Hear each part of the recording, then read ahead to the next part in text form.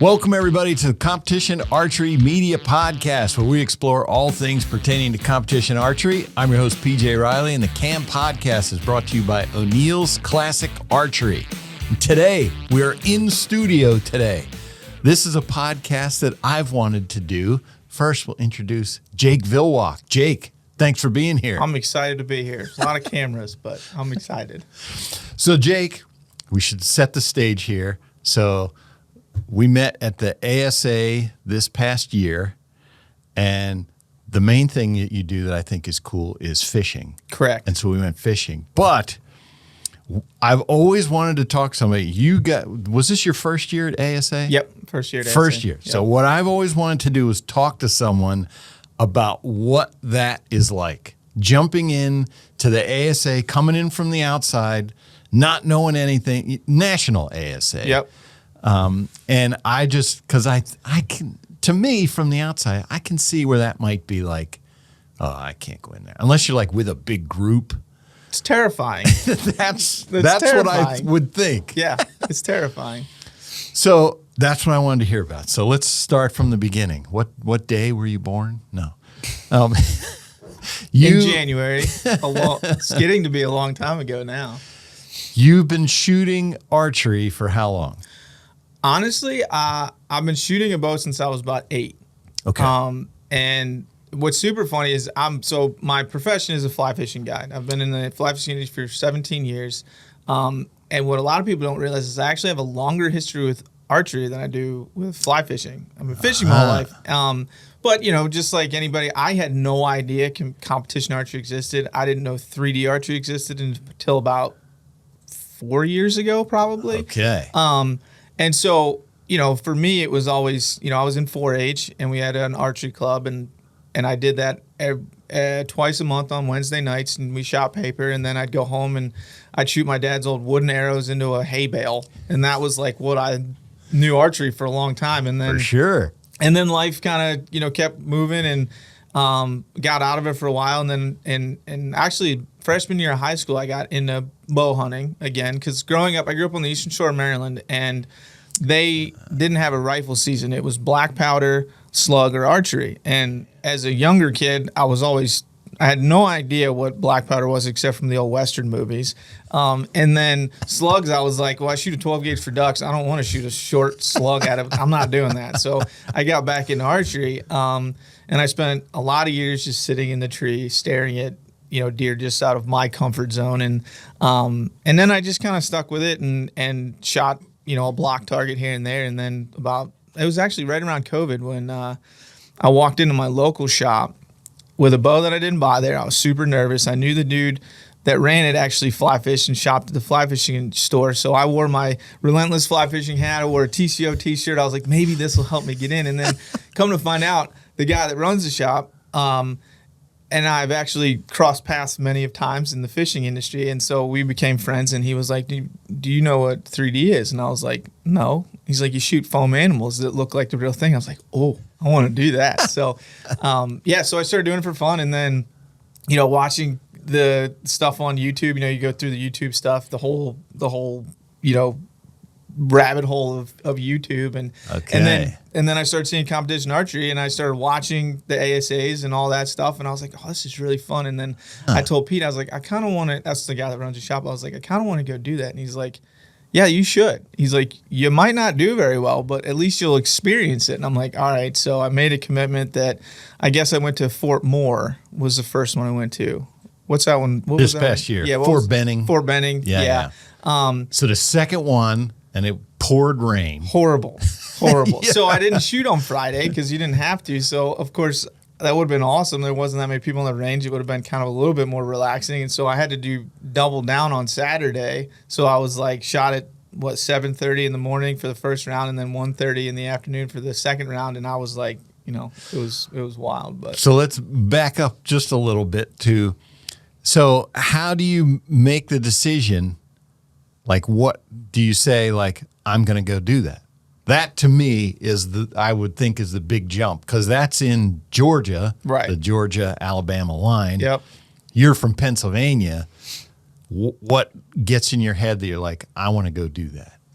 I think honestly the biggest thing for me was timing for my guide season. It was like nothing was going on, but then I was like, you're either gonna just say you wanted to do it and never do it because you're scared, or you're just gonna go and deal with all those emotions. And just like the fly fishing industry, I was the new guy at one point going to these big shows, and like I think going to the big shows as a entry level fly fisherman is the same nerves as going to one of these ASAs where you're walking next to, in the fly fishing world and the archery world are very similar, where you're walking next to the professionals. You're talking to them. And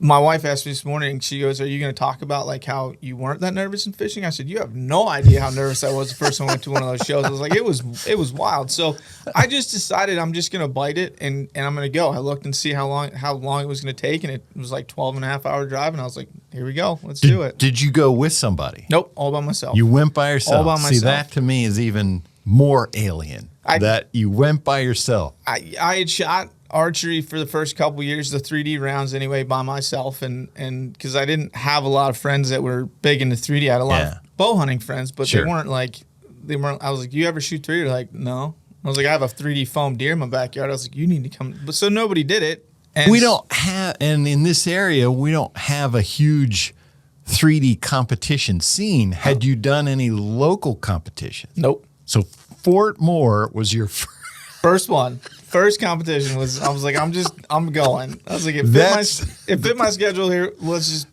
jump off the deep end. That is going in the deep end. It was wild. So what's that like? You pull up, you don't have anybody with you who knows anything. You come in, you know nothing. I was like, I'm not even going to wear an archery t-shirt yet because I don't know where I'm going. So I was wearing a fishing t-shirt and walked up and I was like, hi, went to the registration booth, which I'd already registered online, so I didn't even have to go there, but I didn't know that. So I walked up and, listening to a lot of these podcasts and listening to, the broadcasts of the competitions, you and Darren Christenberry and everybody that I've ever heard always says like the ASA is so friendly and everybody's so nice. And I was like, well, if that's the case too, I was like, we'll see if it's true. And so we tricked you. No, it was. I mean, everybody was so nice. I'm like, I have no idea where I'm going. I walked up to a random person in the parking lot and I was like, where do you register? And they're like, go through there. And there's a little, I was like, all right, great. So it was really nerve-wracking at first. And I think the nerves really got to me. And then, you also say do the team shoot, which I did. And that was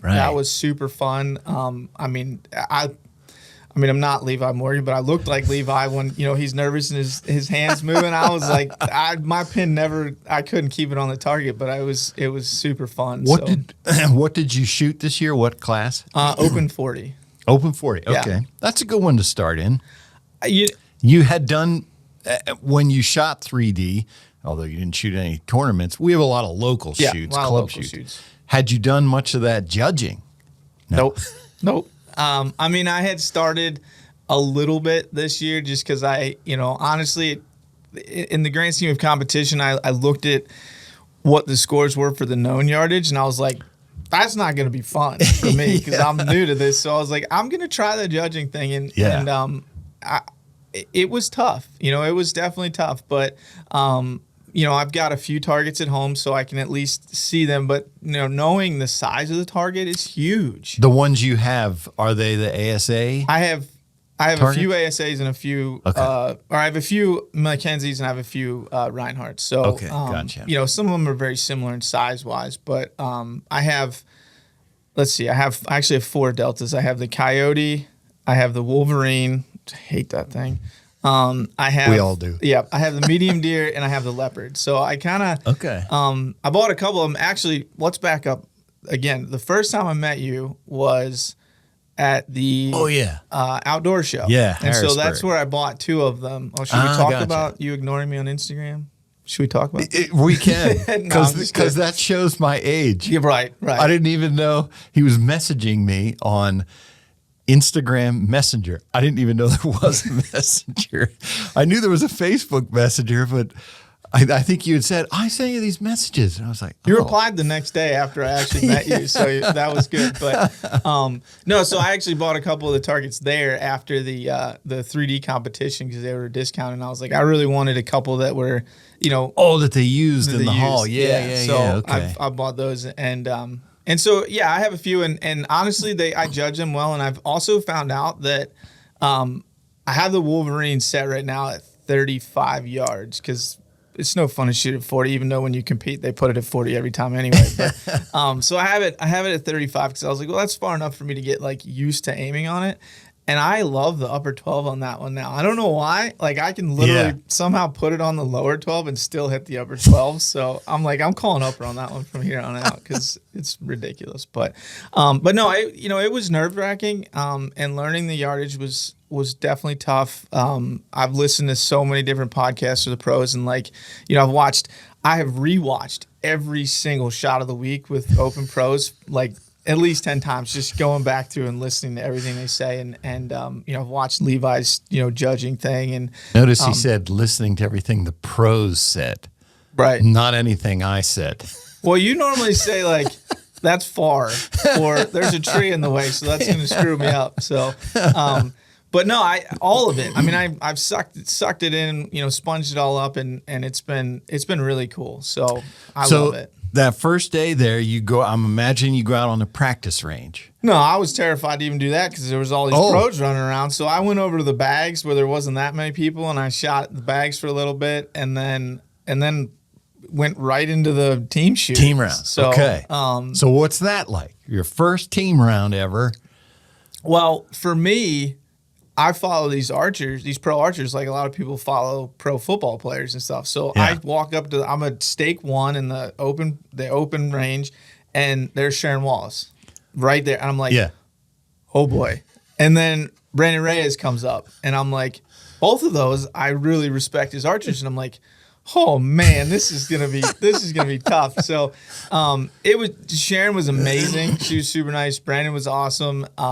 And you were in their group. I was in their group. Oh, nice. So how'd those two get in the same group? I don't know, but Fix was in. It was, but somehow I shot a 5 on the Wolverine, so it leveled everything out. It was fine. But no, it was really neat because I got to see their process, and the discussion is really cool. And there were a couple where I actually was like, I think that one's probably in that 31, 32 range, and Sharon would be like, turn around, she'd be like, yep, that's my number too, or like, you might want to look at that one again. So they were it was a huge learning experience, and I was nervous, but I was also like, I can't look like an idiot, so I have to shoot well. And then I went back to the practice bags, and I was standing next to Emily McCarthy, and I'd met Dan right at the end of that. And, I was shooting with Emily. We were talking back and forth. We were both having peep sight issues. So we were, commiserating about our peep spinning. And I shot amazing. Every single shot, I shoot a back tension, I shoot a hinge.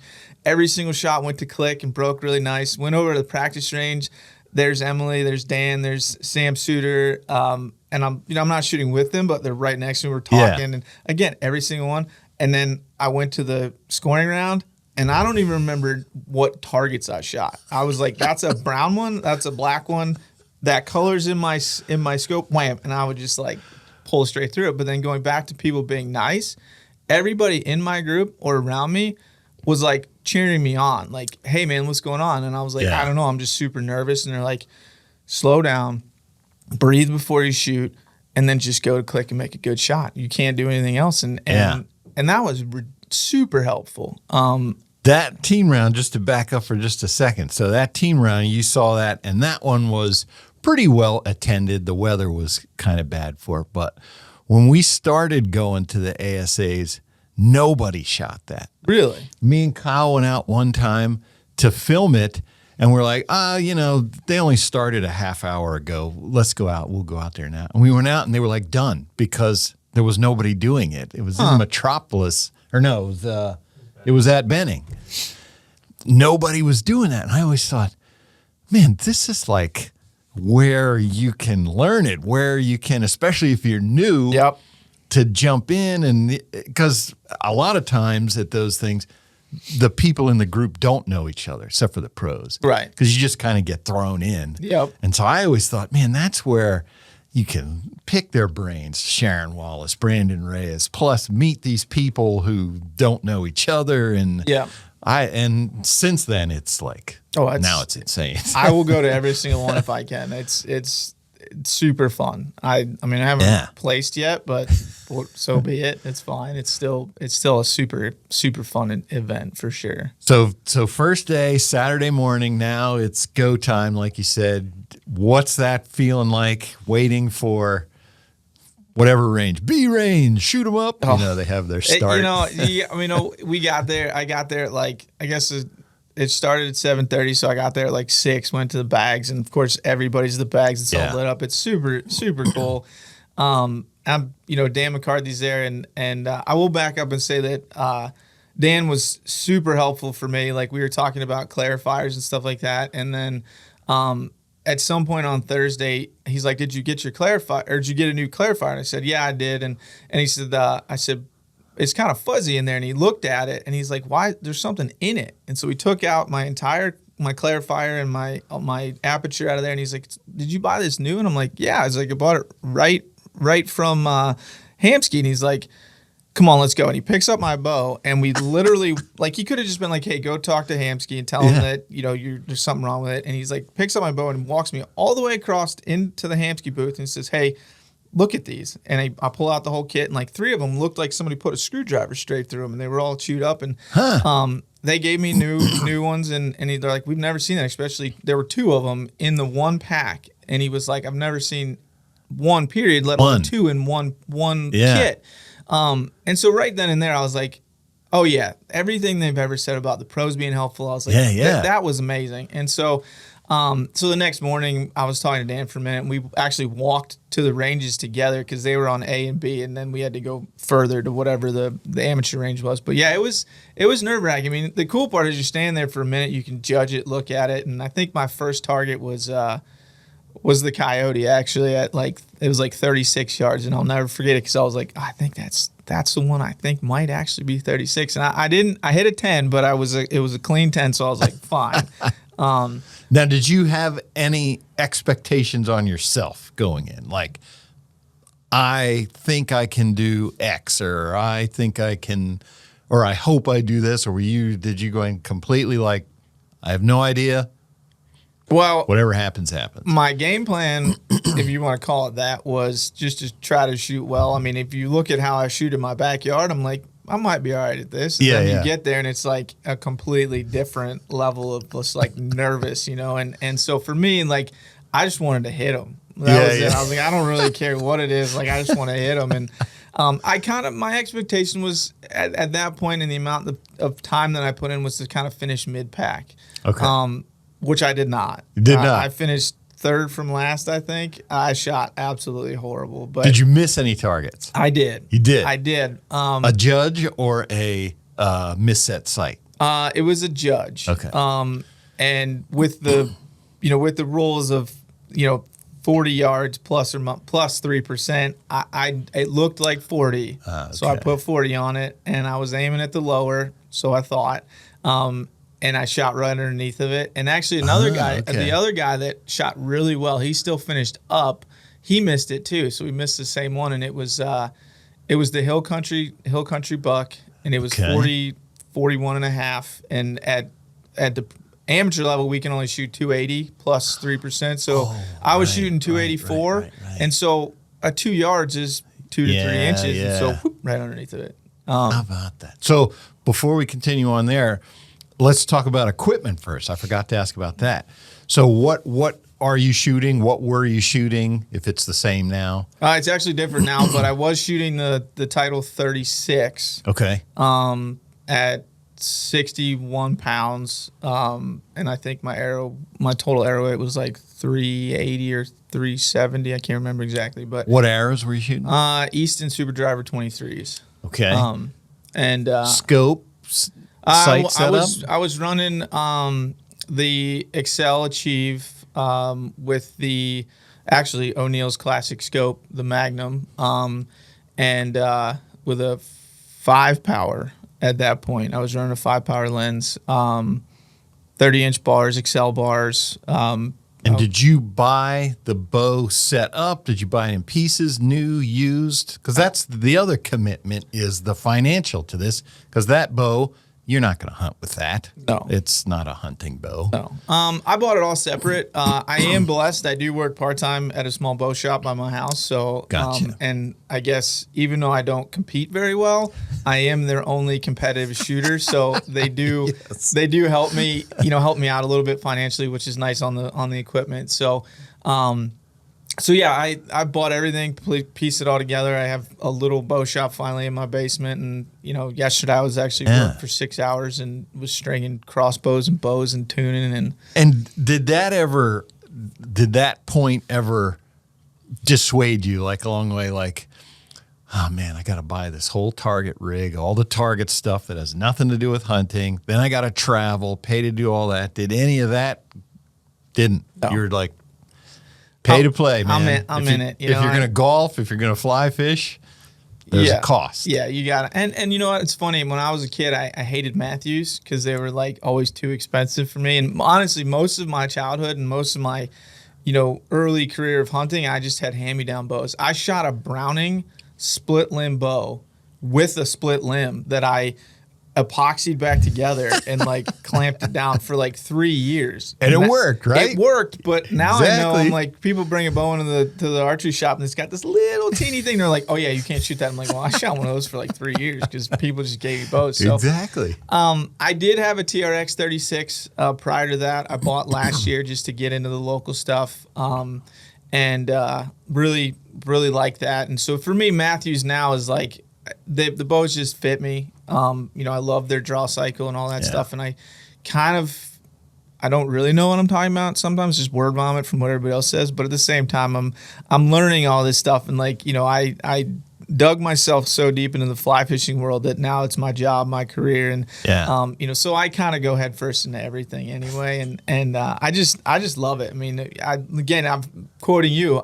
I just love shooting my bow, and that just gives me more time to shoot. I mean, I was shooting in the rain yesterday because I was like, well, you might hunt in the rain, so you might as well practice in the rain, and but now actually since then. I did get a title. I sold my 36 and I got a 38. The 38 just fit me better. I could hold it better. Yeah. I actually got into the V-bar thing, so I've got double bars off the back now. Okay. I found when I shot a Reinhardt 100, and there was the last like 10 targets were all pretty steep uphill, and I could not get my pin to come down on those targets for some reason. And so I've messed with weights and stuff like that, but I took the 8-ounce weight off the bottom of the new Matthews. I just felt like it just made it a little too heavy.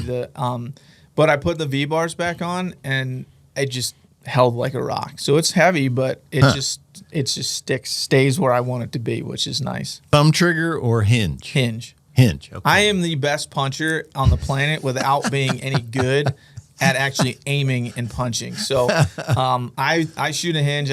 I've been through a bunch of different stuff, but currently right now I love the Fulcrum Flex.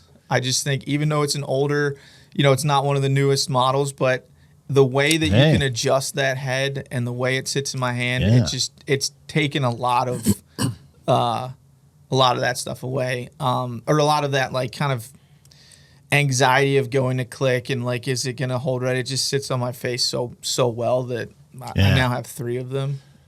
Of course. So you gotta have a couple of them. You're in this game, you're going to have a whole release pouch full of them. It's bad. So Saturday, at any point Saturday at Benning, Fort Moore, was renamed. At any point during that round, did you like get back to your comfort zone? No. Nope. Well, that's not true. I did. And there were a couple targets that I had that I was like, okay, these, again, talking about absolutes and things like that. I'm like, okay, I have this leopard at my house is at 31 yards, and there was a leopard behind a log, and I was like, I just feel like that log is about 28. And so I asked, at the end, that's the other cool thing is like at the end of these, once we all shot, we all kind of discussed what we shot it for. So we have an idea. And that one we all shot for 31 to 33, and I hit a 10 on that, and I was like, okay, I'm back. I had missed that deer about 3 targets prior to that, and then the next few I did relatively well. What's the black boar? Is that There's the Russian boar is the one that looks like it's got fur. I think that one's there's a wild boar and a Russian boar. Whatever the black one is. Yeah. For some reason, I hit the lower 12 on that every single time I've shot it. And so that was my first and only 12 in that round. And that kind of gave me a little bit of confidence because you can't see anything. It's just a black blob out there. I own that one, and I can never figure out where the vitals are. No, it doesn't matter. I don't know where they are. I don't know. And then you give me the Black Panther, and I'm a 5 left every time. Every single time. I don't know what it is. It's the way the target's angled or something. But so I finished that round, and I felt pretty good. Do you remember what you shot? I'm not going to tell you. It was bad. I think I threw that scorecard away. And then the second round in the afternoon was shot both Saturday. Both on Saturday. Okay. Which in hindsight, I wish that I would have shot Friday in the rain just to deal with it. But yeah.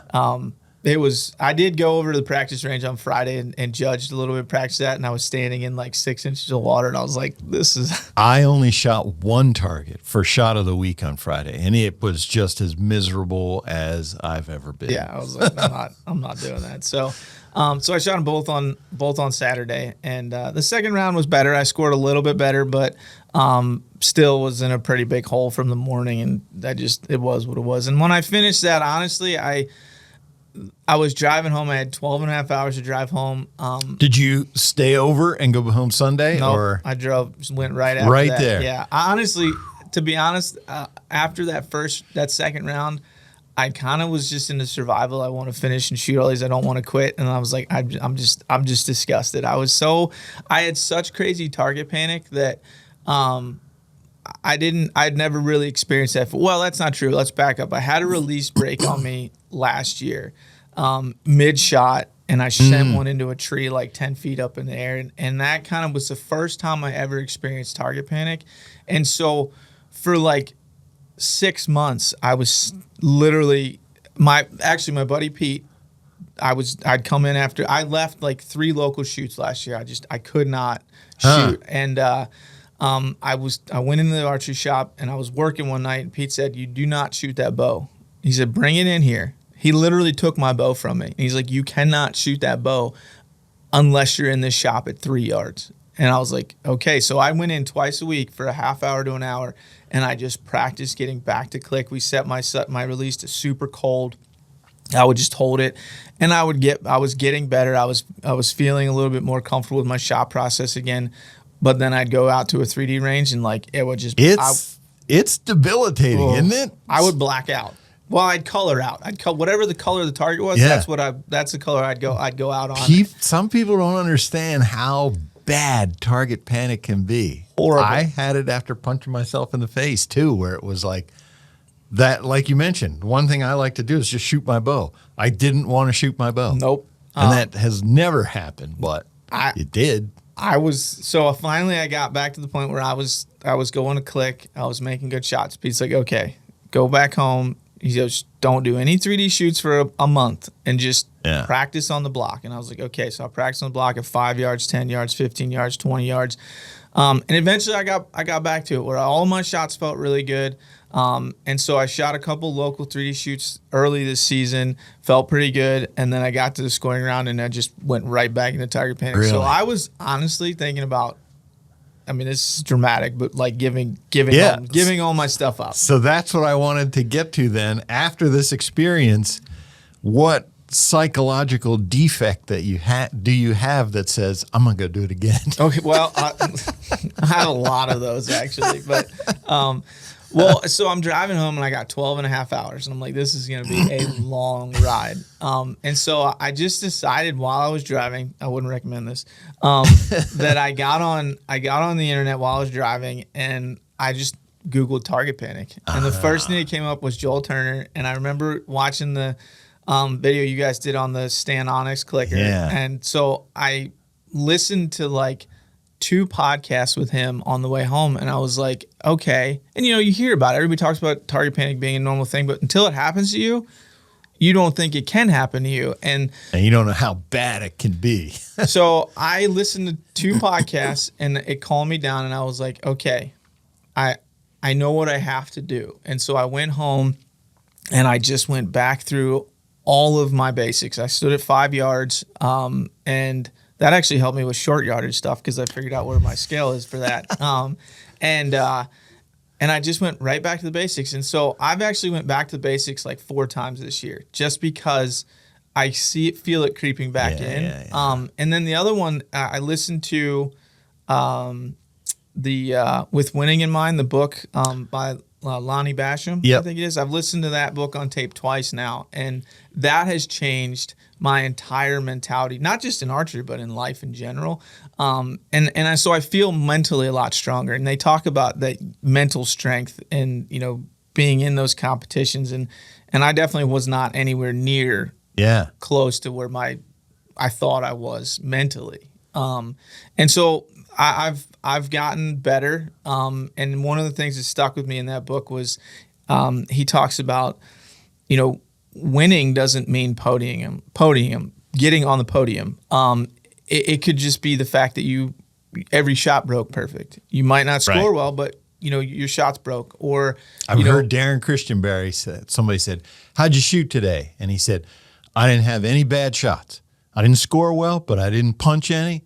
Every shot went good." Exactly. Yeah. So for me, that was a big thing. And then I shot Metropolis, and I was like, "Did you know it was going to be Metropolis?" Or yes. Like when you got home, you had said, "I'm going to go do another one." No, I already had that one penciled on the calendar. Okay. There was a good chance I wasn't going to go to it after that. But once I listened to some of those podcasts and I kind of went down the whole target panic, rehabilitation, I realized that if it doesn't matter where the target is, how far it is, if you aim well and you break your shot, you're going to hit it. I was always afraid of missing, and I still am. That's the whole thing with score. It's like, oh, if I hit this number, I'm good.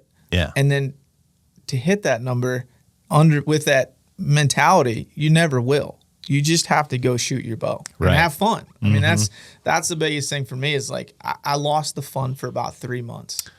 And now I've got it back, and I'm like, I've shot every local 3D shoot I could the rest of the year.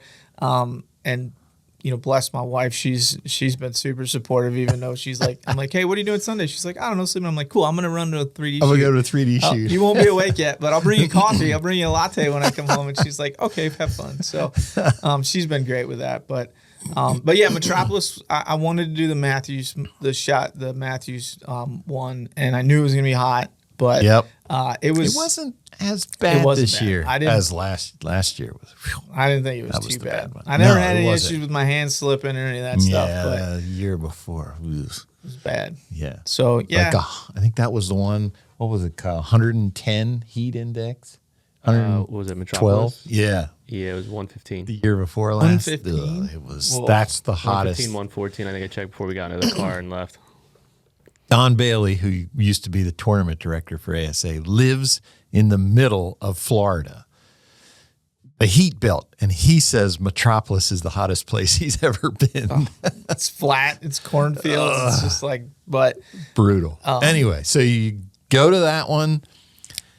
You feeling better, or as you got closer, do you start feeling anxiety? I mean, you have that anxiety regardless, but like for me, I felt mentally stronger, like tenfold. And I did. I shot better. I scored higher.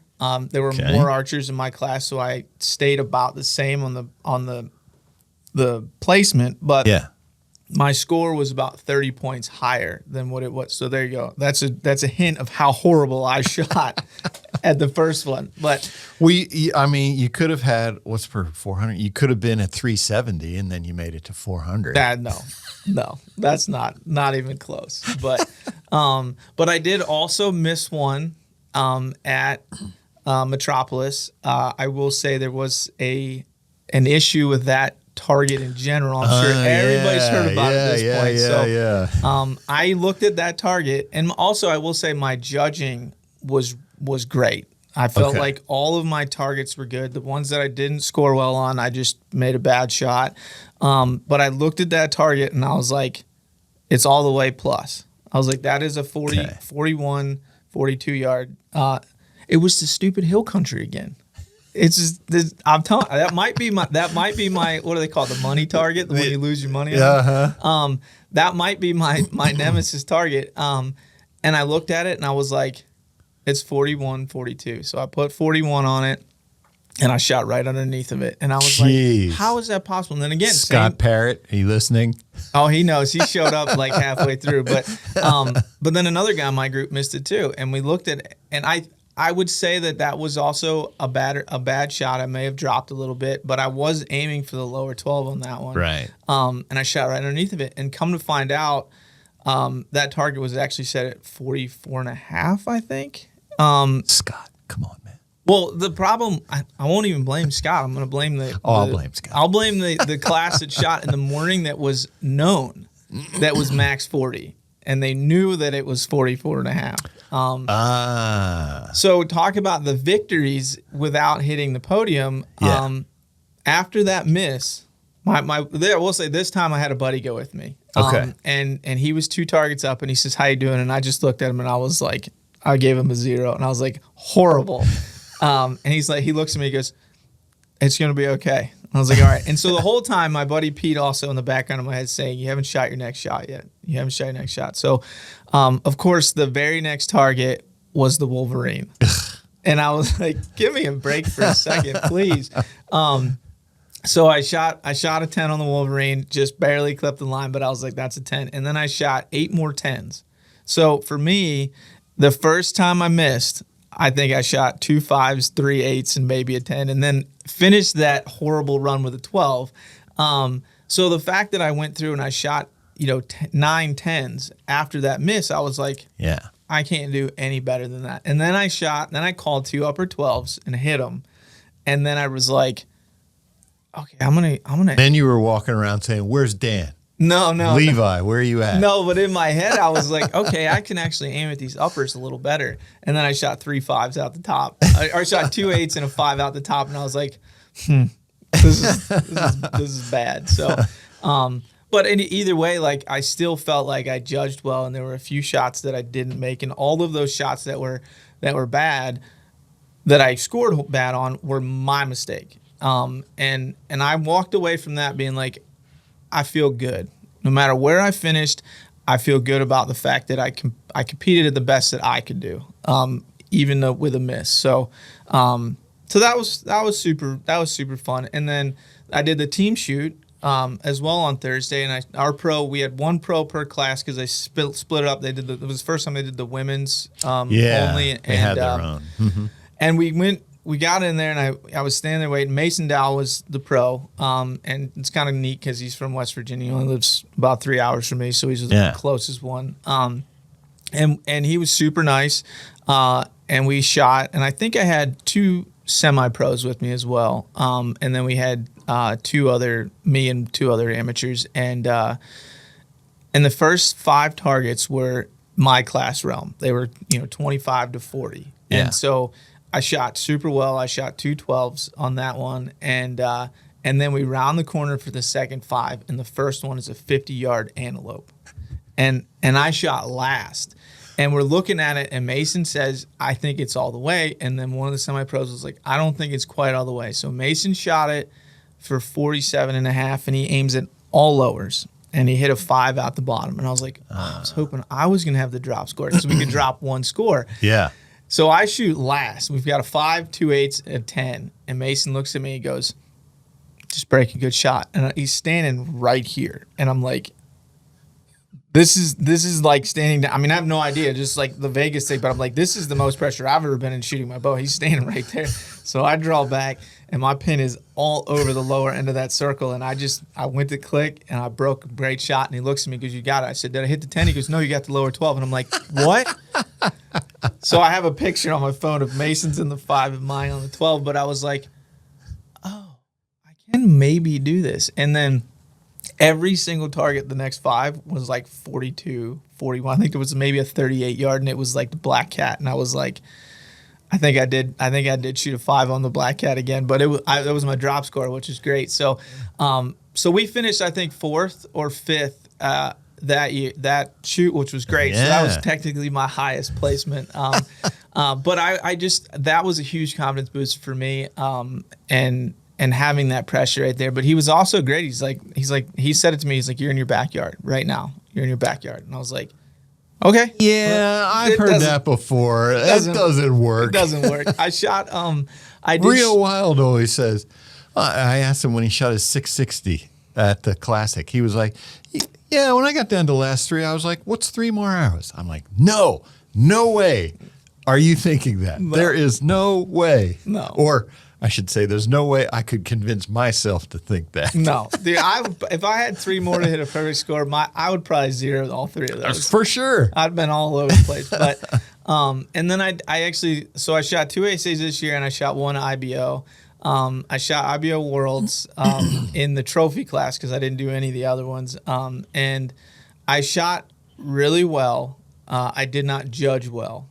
Different terrain, although it's very similar to like a lot of our local shoots. You know, it's a trail and this and that. And I remember I walked up to the very first target, and I was like, it was a howling wolf. And again, my buddy Pete's like, I don't know how you remember this. I'm like, because I just have a good memory, but I'm also like some of them are either traumatizing or they're like celebratory. So you got to remember that. And I walked up to the thing, and I was like 30 yards. It's 30. And I put my pin on the 11, and I hit a 5 low. But in perfect line. So I was like, oh. And then take the victories where you can. Right. And then we walked to the next one, and it was a coyote. And I looked at that one, I was like, no, it's 35. This one's 30. And sure enough, I 11 that one. And I was like, okay, so I got my 5 out of the way to start. But I was up or down. I was up or down on a lot of them, but my lines were great. All my shots went to click. My shots were great. So actually talking about Darren Christenberry, I walked up to him at the end of the day, and I said, can I bother you? And he said, sure. I said, why is it when I shoot local 3D, my yard, wherever else that's not for score, do I just crumble? And he looks at me and he goes, what's the difference? And I was like, well, everything's different. There's a score that you have to, he's like, just shoot your bow. And he goes, I shot great today, but I didn't judge. But same thing. I didn't judge well. He goes, but I think I'm in 4th place. I'm like, okay. And that was actually, we had a tropical storm coming up, and they canceled Friday. Yeah. Right. And unfortunately, we had a couple trees fall down at my house, so I had to go home, and I couldn't finish the tournament. But he said, go to the practice range, and he goes, shoot those 10 targets. And he goes, judge them. And he goes, don't worry about where that arrow hits. He goes, just go to click and break well. And I did that, and I shot 10s or 11s on all of them. And I've said to myself, if I can't shoot the competition on Saturday, I'm going to walk away from this tournament season feeling really, really well, because those 10 shots, even though there was nobody else around, it was raining. That was the other thing. At Worlds, it was raining all day. So it was kind of like up and down. It was the first time I really messed with an umbrella, and I did like hit the umbrella twice when I was drawn back. But so there was a lot of different things going on that day. It was dark. It was wet, and I didn't have any issues with slippage or, any of that stuff. It was just a yardage thing. I just couldn't see the targets that well. But I left the tournament season, and I was like, okay, I'm walking away with my head held high, because those last 10 targets, even though they weren't for score, they were still, at a tournament. I felt like they were solid and we're good, and I was good. Would you say that you're a naturally competitive person? No. What I'm wondering is like, okay, there are, total archery challenge. That's the big thing. Everybody's going to that, but that's not a competition. Right. Where ASA is, but you like that. I like to challenge myself, and I would say competitively, I'm not competitive towards anybody but myself. I mean, if you talk to anybody that knows me or has known me for more than a couple of years, I mean, even after our one day of fishing together, like, there's nobody harder on myself than me. Kicking my rods over and stuff, trying to take the. I took a couple nipper clips to your leader. I kept breaking off. I didn't know why. Yeah. I'm just so hard on myself, so that's where I go down those rabbit holes, and that's where that listening to the with winning in mind really helped me like be able to come out of that pretty quick. But I'm not a naturally competitive person when it comes to anything else. And I honestly, I played a lot of club level sports growing up. I didn't play any. Well, once I hit like, I guess about high school, I kind of stopped playing sports competitively. But as a kid, I feel like I never got where your mind was like developing as a competitor. I was out of sports, and so I never really was in any of those super high pressure situations. When I could remember, when I was a kid playing baseball, sure, right? And I remember I have a baseball still to this day. The sign I pitched a perfect game, but I was like 10. So who knows what would happen after that? And then I played club lacrosse in college, and I think that was why I was never super great, was because I just liked the game. I like playing. Right. Yeah. And so for me now with archery, it's a whole nother level, because I feel like I've put in so much work to be comfortable at a competitive level, even though it's an amateur level. And I hadn't really seen those results, but I also had no idea the mountain I was about to climb. So in between Benning and Metropolis, like what were you doing at home? Because that's your busy season for guiding. Were you practicing, every day, 3 times a week, whatever?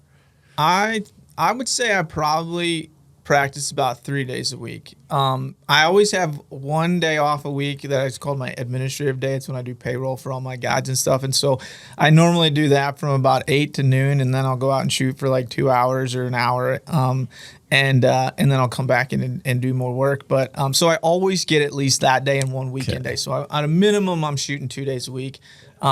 But most of the time I'm shooting 4+ days. And I spent a lot of that time after Fort Moore at 5 yards. Just 5 yards. Or I wouldn't even take my bow. And again, I would walk out to my targets, and I would just walk out and I'd judge them, and I'd look at them, and I'd take a rangefinder, I'd make notes. And that's another thing I really started to do at all the 3D shoots. I would still take my rangefinder. I would judge. And then I would write, and I actually, Jack Wallace, I listened to a couple of his podcasts, and he talked about his notes. And I was like, that is something that I used to do with fishing. And now with the iPhone, you can like kind of just scroll through and look at the pictures and be like, okay, this day was cloudy. I know what the flows were. So I don't do that much. But I was like, with this, I'm going to do it. And I'm going to do it on every single shoot. And so between those 2 ASAs, I took notes on every shot at any local shoot I did. And I would judge it, shoot it, and then I would range it. And I would write on there the actual yardage, and then I'd write plus or minus whatever I was off, or the good ones were plus or minus 0. And then I'd draw a picture of the scoring ring, show where my arrow was, and I'd write little notes like uphill, or grass was in front of it, or I could barely see the head, or whatever. And that really helped me a lot. And my buddy that I shoot with now that went with me to Metropolis, it's kind of funny. He was like, before we got to this competition, before he even shot any competition, now he was at a very high level in baseball. So he knows what it's like to perform under pressure. So it was no surprise to me that he scored higher than I did at Metropolis. And I was happy for him. But before we got there, he goes, dude, we should go pro next year. He's like, there's no reason we can't go pro. He's like, what's the difference between 40 and 50? And I was like, 10 yards and a lot of mistakes. And so he gets there. He doesn't judge super well because he's a human rangefinder, right? He's like, you can't. And I'm like, dude, you're gonna hit a point where you're gonna be wrong more than you're right. And so he shot well.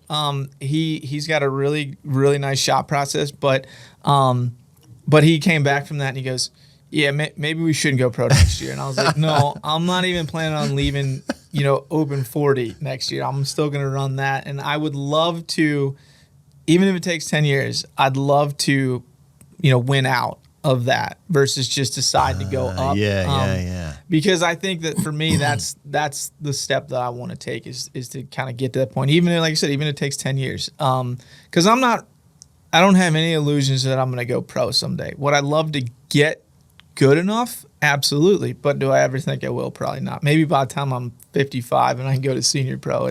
But I don't. I just want to shoot my bow, and I want to compete to see a result. I mean, it's the beauty of archery, right? You put in all this time scouting and putting stands up and, patterning deer. And then when you kill one, that's your, your benchmark. That's your win for the year. That's I put in all the work and it actually worked out. So, I would just like to get to a competition and even if I don't win or place in the top 3, shoot a clean round, or maybe 1 or 2, no 5s. I'm going to start with that as my first Start one. with no 5s. And then, because you can come back from a couple 8s, but you cannot come back from a couple 5s. It's impossible. So there was a group at Metropolis, a guy who's a friend of mine, a guy I hunt with in Illinois, and him and all his buddies, and actually they did a podcast series leading up. They were like, we're going to go to Metropolis. They have never been to an ASA. They live very, very close to Metropolis. So they're like, we're going to go to the ASA to Metropolis. So they did this podcast series where they're like, we're going to train, we're going to do all this stuff. And then they went and they just crumbled. Did not well. But at the end, they went in the pro class. They were like, we're going to go pro. And I think all of them shot open pro or senior pro, none of the known distance. And at the end, and I happened to be, we were doing our segment on the range near one of them, and I heard one of them miss. I saw him in the background, just heard the arrow go. But anyway, then afterwards, I was like, how'd that go? They're like, oh, we were horrible. And they were all down in the scores. But they were like, but we're coming back next year, and we're doing a bunch of them. Yep. Like they got it. They got the bug. Yep. So for you, next year is going to be what? What are you going to do? I'm going to try to do 4 of them. Try to do 4. Okay. And I'm going to stay in an open 40, and I'm just going to, practice super hard. And that's the one nice thing. I live 7 minutes from a bow shop. They got a 20-yard indoor range, and I also don't mind the cold. And I am kind of lucky. I get to spend a month in Florida, so I'm out there shooting my bow 20 yards in the backyard at it's 70 degrees in January. But I won't put my bow down ever. You're going to do any indoor stuff? Yeah. I don't want to. You're coming to the Lancaster Classic. No. Well, the problem, I want to, but the problem is the Edison Fly Fishing Show, which is the biggest show that I go to, is the same weekend. Yeah, that doesn't I know matter. that shouldn't matter. Because this is the biggest indoor tournament on the East Coast. It is, but I would get in a lot of trouble if I didn't show up. So I will not be at the Lancaster Classic, but I think I am going to shoot indoor this year. And if I don't know if I want to deal with this or not. And this I might bite myself in the foot for this, but if I start to feel target panic, I'm just walking away because I don't want to go through that whole process again. And for me, 3D is like my favorite thing on this planet. Right, so right. I'm besides fishing, but so I would rather focus on shooting outside all winter of my little 3D course that I have than staring at paper. But is it, and so to jump from, this year to next year, was it that you saw enough improvement that you want to just keep that going, or what's motivating you to want to do it more next year? I like to suffer a lot. And so I think for me, it's cool when you come out the other side of suffering, though. It is. It's really nice. And I would say that I saw enough success. And again, it wasn't so much of what my score was or where I placed. It was the fact that, I've learned a lot this year. And I really feel like the learning is one of the coolest parts about it, and the experience. And in all honesty, my wife, Marion, she was like, not super stoked on the idea that I was driving 12 and a half hours, like right before guide season to go shoot a 3D, tournament. But then when I did horrible, she was actually like super supportive. She's like, that was your first competition. Yeah. You just have to do more. She's like, you weren't a perfect fly fisherman the first So time you fished. sandbagged on your first one just to get the misses on board. No, I see how it works. absolutely not. I never want to feel that like level of disgust in myself again, or just I was just down. But But the whole experience was great, and I remember walking back into the archery shop and talking to my buddy Pete and just being like, I shot terrible. Man, I got to meet Dan. I got to talk to PJ. I got to shoot with Sharon. I got to do this, and there was so many good things that happened that I was like, whatever. The scoring round is just scoring round. And for me, I'm not making a living doing it, and so I'm trying to get that mentality out and be like, I don't care if I'm not making a living. I would love to hold one of those mini big checks, someday. That'd be really fun. But no, I think I did learn. I think I did get enough success this year, and that it will be worth it for to come back for next year. And in all honesty, like even if I come back next year and I do just as bad, I'm still not going to stop because at some point I will break through that nerve of like whatever. And I will also say that my nerves from Moore to Metropolis were significantly different. I didn't have those butterflies pulling into the field, being like, "Oh my God, I'm here." It's like, we're here. We're here to shoot our bows, and let's just do that. Of course, and then when we're at the practice range at Metropolis, the video camera comes right in my face, and I'm like, "Don't screw this shot up! Don't screw this shot up!" Yeah, Kyle got you on there. Yeah, you made it. I did twice. I made it to the recap and the welcome too. So that was cool. So that camera, even, I was just telling you in here, we were trying to film something yesterday, and while we were setting the camera shots up, I'm shooting 18 meters. I couldn't miss the 10. As soon as he turned the camera on, it was like, what is this thing in my hand? I don't know what to do with it. Yeah, it's just unreal how that pressure changes. It does. But that was, again, talk about small victories. If that would have happened in Fort Moore, I probably would have dry fired my bow. I forgot to put the arrow in it. But I just knew that if even though there was a camera right there, if I went through my process, I wasn't gonna screw it up. Right. And I didn't. And the best thing was the camera couldn't see the target. So how do they know? I actually did hit the bullseye on that one. I remember sending it and like hearing that soft foam or that soft plop. That's a great sound, isn't it? And I was like, cool, I actually hit the bullseye and there was a camera in my face. But no, it was cool. So they're just so fun. I mean, the ASAs are amazing and the people are awesome. That's another big thing for me. It's like I didn't know ASA existed. I never heard of it, because around here, if there is one, it's usually IBO. And we had to start going to it for CAM. And I've tried to tell people it is just different. I don't know.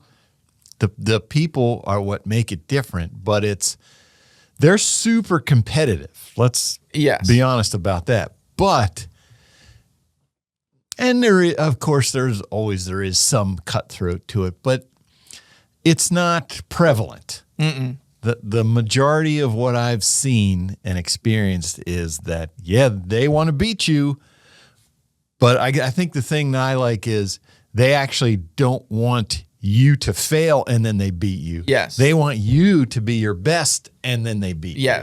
Yes. I totally agree with that, and I think that's one of the coolest things about it is like, when the group that I shot with the Metropolis was they were awesome. And one of our guys didn't show up, and so they split a group up, and another guy came over, and it was so nice to shoot with the same group, both 2 days in a row, because you kind of with a day of shooting, you get to know them relatively well. Yeah. I mean, as well as you can in 5 hours, but like. The next day, we were already joking about what happened the day before, And, right. But at the same time, you're totally right. Like the one guy was talking about, going pro next year, and I'm like, and he was the best one in our group. He was the only one that finished up. But every single time I shot an 8 or a 5, he was the first one to say what happened, or like, don't worry about it. You got another shot. You have one another, And I thought that was super cool. And I remember like from my first one, this guy from a different group came over because I guess his buddy was shooting with us or whatever. And he was like, what's going on? And I'm like, dude, I'm literally blacking out or browning out on every target. I calm myself, I breathe, I judge, I look at the target, I see where I need to aim, and then I draw back and it's just gone. And he's like, okay, pretend that this target's at 20 yards. He said, don't shoot over 20, but pretend it's at 20 yards. And he goes, just put your pin in the middle of the 10. He goes, don't worry about a 12. Just put it in the middle and break a good shot. And I just remember like walking, and I did. I think I shot, maybe I may even shot an 8. I don't know. But like either way, the shot and my nerves calmed for like one target, and then it went away. But now it's getting better. And you have your ones that you don't like, but Cara Kelly says it on every single one that I've watched, any one of the shot of the week. She's like, everybody's got to shoot it. Yeah. So everybody's going to have that one target that's their nemesis. And for a long time, the Wolverine was my nemesis until I got it. And then I was like, I'm going. Same thing with the Reinhardt turkey, the Tom turkey, because that's scoring range. That so is tiny. Yeah. I was like, I shot a 5 on that for like, even at fun shoots, every single time. I was like, I cannot name it. So I was like, I bought it. And now, well, I still don't hit it all the time, but like I at least know that when I draw back and I put my pin on that I'm not going to be nervous that I'm going to miss it, because I know I can hit it. And I think that's one of the biggest hurdles that I came over this year was like, if you aim and you go through your process, you're not going to miss. You might not score a 12 or an 11, but you're not going to miss it. So take that out of your head and just shoot it. And so when I bought the Coyote or the Wolverine, I set it up at 35 yards and I walked back. Actually, I didn't technically know how far it was the first time I set it up. I was like, I'm putting it here because that's pretty far for my class, but it's not too far that I'm going to be nervous. And the first shot was an upper 12. And I didn't call it, but I was still like, whatever, right? I hit it. And that's right. So then I shot it like 8 or 9 your more yard, times. your rules. Right. I shot it 8 or 9 more times, and then I would call it. I'd be like, okay. I'd turn around joking and be like, I'm calling upper. And I would shoot the upper, or if I missed it, I would just hit, in the 10. And I honestly don't think I have missed the 10 ring on that thing at 35 yards more than about 5 times at this point. But I promise you, when I go to the scoring range, I'm gonna try not to, but I probably will miss it. I saw yesterday that they're, I think, bringing in the bighorn sheep. I'm like, all right, but they're taking away the aoudad. You got Wolverine, you got Coyote, all these little targets you could get rid of. Yeah, what does it do if you swap a big target? Bring in the grizzly. I told Scott Parrott, man, you got elk, you got caribou, so many big animals we could have out there. Although I feel like big and little, like really big, like caribou and elk versus like, even the javelina, which for some reason I love that target, but like the javelina and the Wolverine, you got those like two extremes. Somehow those are the hardest ones to aim on. But then when you get in the middle and you got the deer, you got the bighorn, you got the cinnamon bear, and they're not as bad. But maybe it's because like they're all relatively close to the same size. I mean, there's differences, but like, but yeah, I don't know. There's some that just hard. I actually, when I went to IBO, I was at the practice range, and the gazelle was the first time I'd ever really seen the gazelle, and I looked at it and I was like. I was judging and practicing, and I was like, 47. It's got to be. That thing looks like it is all the way. To quote Darren Christenberry, it's a par 3. So I was like, so I set my sight for 47, straight over its back. So I pulled out the rangefinder and ranged it, and it was 41. And I'm like, huh? How did I? So then I shot for 41, and I hit a 10. And I walked up to it, and I'm like, this thing is tiny. It's the size of a German Shepherd. And so you look at that target, and that's one of those depth perception and not knowing how big it was. And even that one, just like I feel like that one and the antelope are both kind of easy but also hard to aim on, because there is a color and a point, but then there's nothing else. So you're like, okay, I'm gonna aim off that black line on the gazelle, and I'm gonna come up an inch, but then it's just brown. And you're like, where is it? And then same thing with the with the antelope, it's like, okay, you've got that beautiful white line, but then it's like in the middle of the white line. So you really don't have that much to aim off of. But I actually ended up buying the gazelle because I was like, that target's going to screw with me every single time. And just having a target of that size and that depth perception, like, has helped a lot. And I still think that one at my house, I've only hit the 11 once. I don't understand. I'm like, it's right there. So that's what I keep thinking for shot of the week. How many shots do you have to take before you hit a 12 by accident? I'm like, come on. I'm going to go with 20. I have to hit one accidentally by now. I'm going to go with 20. But I remember shooting one of the first shots of the week with Jesse Broadwater. I remember him standing there. And I was like, all right, how do you aim on this? It was a Wolverine. He's like, do you see that arrow hole that's right up? I'm like, no. I don't see that arrow hole. I see a target. Yeah. It might be a Wolverine. But some of those guys just have unreal eyesight. And, yeah, they can see arrow holes. I can't. And they're always like, well, when I got my scope, I found the arrow holes. I never see arrow holes. Well, and the other thing is, like, with the scope stuff and the power of your lenses, like, there's a double-edged sword. Because, like, you know, I took a stent of, I was always shooting a 4-power. And honestly, I had a 4-power because that was the only lens we had at the shop at the time. So I was like, I'll use that, right? And then I bought a 5-power, and I started shooting that, and I could see better. But my pin was like all over the place. And my buddy Pete was like, "Why are you shooting 5?" He's like, "Your pin's gonna move." And I'm like, "Yeah, but I can see better." He's like, "Well, how are you on your pin movement?" I was like, "I'm horrible." And he's like, "It's gonna amplify all of that movement." So, you know, there's different things you can do to change that. And honestly, my thing was, I actually went to an 8-degree down front bar. Because I always have a problem. You know, even I can get on the target, but like I was always holding like right at the top of the 10 line. I could not get it to come down. And so I was messing with, you know, I put the anchor weight back on, and I went to heavier weight, and I went to the V bar, and then I went back to the single bar, and I found that, and I hear these guys, all these pros talk about, like, your bow doesn't shoot the same in competition as it does at practice. I'm like, I don't even know what that means. Like, I don't know enough about this to like understand. But then I realized one day I was like, I keep aiming, I keep hitting right behind my pin at the top of the 10. I was like, I'm going to cut a yard. I'm going to cut 1 yard and see what happens. And I cut a yard, had it at the 10, and I hit an 11. I was an IBO target. And I was like, that's what they mean. So, when you go to competition, you'd be like, okay, well, I don't want to worry about like, did I cut that yard? Or, you know, if you're judging, like, you know, you don't want to necessarily be like, okay, I'm pretty sure that's 33, so I'm going to put it at 32. But what I decided to do was actually change my sight scale a little bit so that, like, without me knowing it, I'm about a half yard light on every number.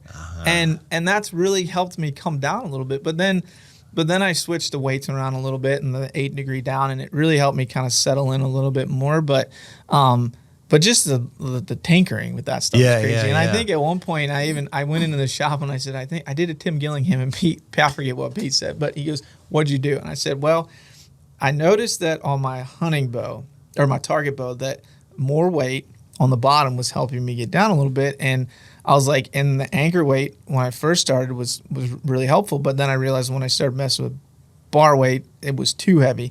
So I took 2 harmonic dampeners, and then I took a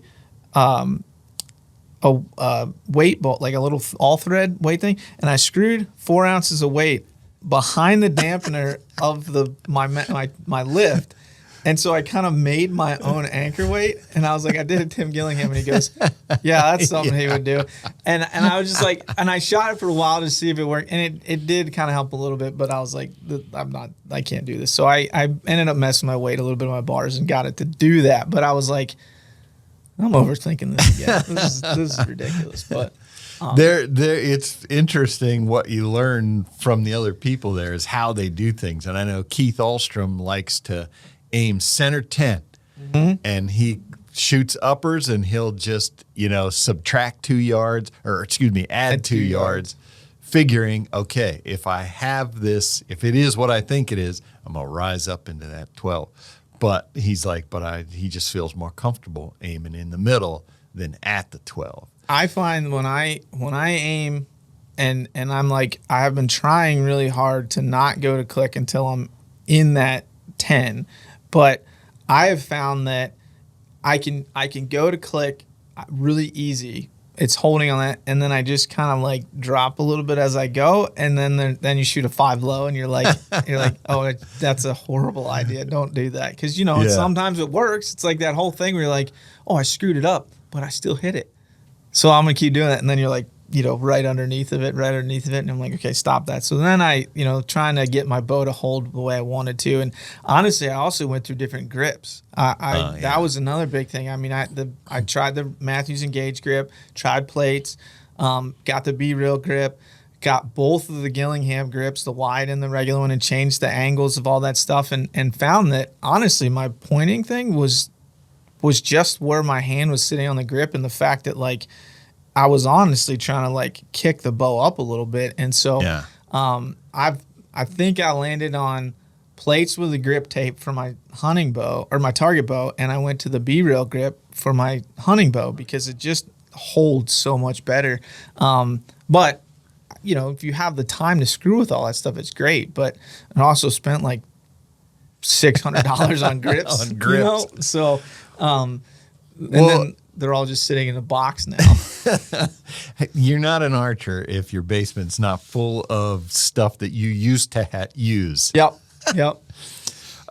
But so one of the other things I find interesting is you're a busy guy during ASA season. That's fishing season. Yep. But I'm guessing that you found that you like this ASA enough that you'll make it work. Yep. I mean, you have that flexibility because you have your own business, but still there's some juggling that you have to do. Absolutely. To make it work. So what I typically do, I own a guide service as well as being a guide. So I have 21 other guides that work for me. So I have the ability to kind of shift some stuff around to those guys. But as being a fishing guide and being a fishing guide for 17 years, you now have guys that will only fish with you. So I kind of do a front and a back end load. And so I'll guide every day for 2 weeks. Maybe that's a little excessive at this point. I used to. I might guide for 5 or 6 days straight and then have those 4 to 5 days off. And then as soon as I get home, I'll guide 4 or 5 days after that. And that'll give me my, normal guide week average. But, at the same time, I hate to say this, but I am getting a little older now. Got some white hairs up here, and there's a couple here that I pull out every day. Point being is I think life would probably be easier if you didn't do the ASA stuff. 100%. But I'm doing it. You like to do it. I'll drive all night if I have to. Although I will say, when on the way to Metropolis, about hour 7, we got a little loopy, and I was like, I'm flying next time. This is stupid, but it's part of the drive. Is actually part of the fun. That's not a good one to fly to. You can't get real close. Right. It's still, what is it, Kyle? What do we have? Still 2 hours drive. Yeah. At least. Yeah, sometimes. Yeah. Yeah. From pretty close. That's not one of the good ones. I'll drive to all of them. So next year, which ones are you doing? Foley. No. No Foley. I wanted to. So the reason I couldn't do Foley this year was I got married on that weekend. Gotcha. And so this is your first year being married and you did the ASA? Yeah. Marion, you're a saint. She is. So this year we're doing we did our honeymoon in St. John last year, and we're going back to St. John again. Basically because we had a slight disaster on the way home, and they comped us a whole plane ticket, so we're gonna fly for free. So we're like, let's go at the same time. So I was like, okay, if I do this, can I do all of these other ones? And she's like, fine. So the only one that I'm not gonna do besides Foley is Louisiana. Maybe. I'm trying to remember what it was. I know I'm doing the Classic, I'm doing Metropolis, I'm doing London, and I'm doing more. Those are the 4 I'm doing. Whatever one Louisiana. Yeah, that was the only one I can't do. that's a hike. And that's probably, I think that's the least attended. It's a nice place, but it just fit in my schedule really well. The June ones are great because June's kind of my in-between month. And then later in the summer's kind of easy for me to kind of get away. The business itself is it's busiest between the second week of March to the first week of June. And then I might be busy, but the trout fishing slows up a little bit, so we don't have as many, trips coming in for that stuff. So the management side of the business is lighter later in the season. So that's why I can do more of that stuff. But I would love to do all 6 of them some year, but that probably will be a few years from now before I can get that going. Some year you have to do Foley at least once. The food. I know. Just for the food. I know. Well, the thing is, Marion loves the beach, and so I'm like, listen, there's a beach. Oh, yeah. I was like, you can stay there. You can come and you can go to the beach every day. And I was like, you can even run over to Florida if you want. It's not that far. And so she's interested, but her favorite place on this planet is St. John. So I was like, we'll go back. That's fine. You probably need a couple years in before you can. Right. Yeah. Maybe if somebody will pay me to go, then she'll be a little bit more but. Yeah. So no, any expectations of going pro? No. You just would it be cool? Absolutely. But I think at this point in my life, my youth has passed me up, and I love listening to some of the podcasts of the senior pros that are like, yeah, I shot a bow, but I didn't get into competitive archery until I was 40. Or Sharon Wallace. Yeah, I did not actually know that until I shot with her at Fort Moore that she went pro at 30, and I was like, oh, so it's possible. She was 51 this year. I know, and she can throw down with the best of them. Didn't she win Foley last year, like the day after her birthday? Yes, she won one that was whenever her birthday was. One of the indoor, indoor comp. Yeah. I mean, so is it possible that I could still do it? Yes, but I don't have any. I look at the mountain I still have to climb just to get to Open 45. That I'm not like, hey, we already have you winning Shooter of the Year in Open Pro. Yeah, no. That's like you catching a 22-inch smallmouth on a spinnerbait. It's gonna happen. It might. They're getting bigger now that the weather's turning. They're starting to get bigger, which is good. Well, Jake, I appreciate you coming in. And like I said, the main reason this idea has been in my head for a while of talking to someone who's in your shoes. I've often been fascinated by how you get somebody to break through that who's new to come into this if you're not already in the stream. Obviously, if there's kids of parents who are shooting, friends, I see how that happens, but I don't know that ASA, that's not really how you're going to grow. It has to be people like yourself who are completely out of it to come in. And I always wanted to hear what that takes. How do you do that? I mean, to sum it up, one, it's terrifying. Two, you just gotta do it. It's like I've always been a dreamer, and I've never really let anything kind of stop me from doing whatever I want to do. I mean, my buddy as a kid, he'd be like, "There's only one person that I know that if he says he's going to do it, he's going to do it, and that's you." And I did, and I did a lot of crazy stuff. But like, I just was like, I'm going to do it, or I'm going to wish I did it. And you got to just be okay with however it turns out, or however, I'm a pretty personable person. I mean, I have a job where I talk to people all day. So, but even then, that was the other thing. Once I talked to you, I knew you'd be able to do this. It wasn't going to be pulling teeth. No, my dad told me one time, he said, he's a commercial fisherman, and he was complaining a few years ago about all the quotas getting cut. And I said, Dad, just be a fishing guide. Like, you don't have to catch your quota every day to still get paid. And he looks at me, he goes, there's only one problem. I said, what? He goes, I hate people. He goes, I don't have the gift of gab like you do.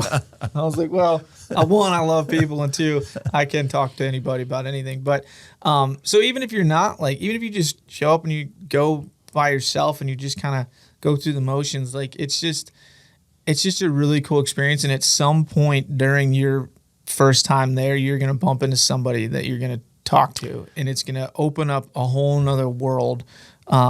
Tim O'Neill from O'Neill's Classic Archery, being a fly fisherman, he's in the fly fishing industry. He owns Norvice, and so I've known him for 15 years. And so it was super fun. That was like the one person I knew. So I walked into the vendor village and was like, oh, hey, there's Tim. I'm going to go talk to him. And he was super helpful as well. So, and that just kind of, rolled through it. And he was the one that told me to listen to the Lonnie Basham book. He was like, this has helped me a lot.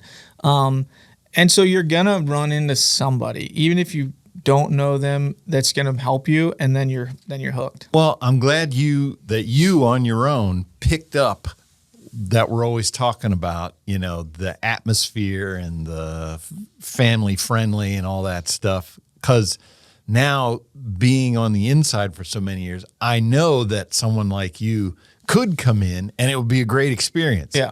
But how do you get somebody to overcome their own thoughts to take that jump? You gotta that person has to do it. Yeah. But I know once you're in, you're gonna like it. Well, hopefully somebody out there listening to all these podcasts is gonna be like, oh, if he did it and he scored very horribly both times. Well, I didn't score horrible the second time, but I scored really bad the first time. Yeah.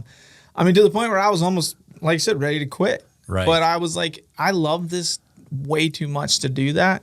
And I don't care what the outcome was. That whole experience was amazing. And I still talk about the rain, and I talk about, talking to I invited Dan to go fishing. Dan, if you're listening, what's going on. And I walked up. The first thing I said to Emily McCarthy when she was standing next to me, and again, just sharing on, I'm like, oh, there's Emily McCarthy right there. This is interesting. So I turned around, I said, Emily, you don't know me from Adam. I said, but I have one job for you. I didn't even tell her who I was yet. I said, I have one job for you. And she said, what's that? I said, you need to convince Dan to come fishing with me. And I said, oh, by the way, my name's Jake, and I did already talk to him. And she goes, convince Dan to go fishing? I said, well, it's already been harder than you would think. And we'll get you out here someday, Dan.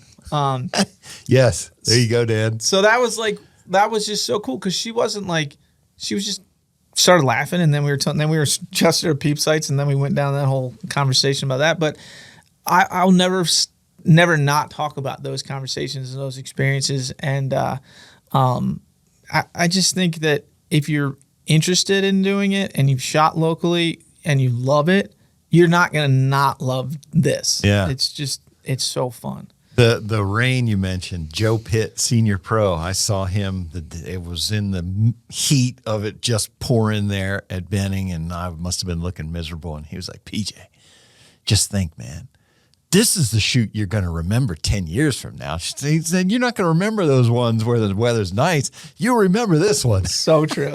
So true. It was wild. But yeah, I don't know.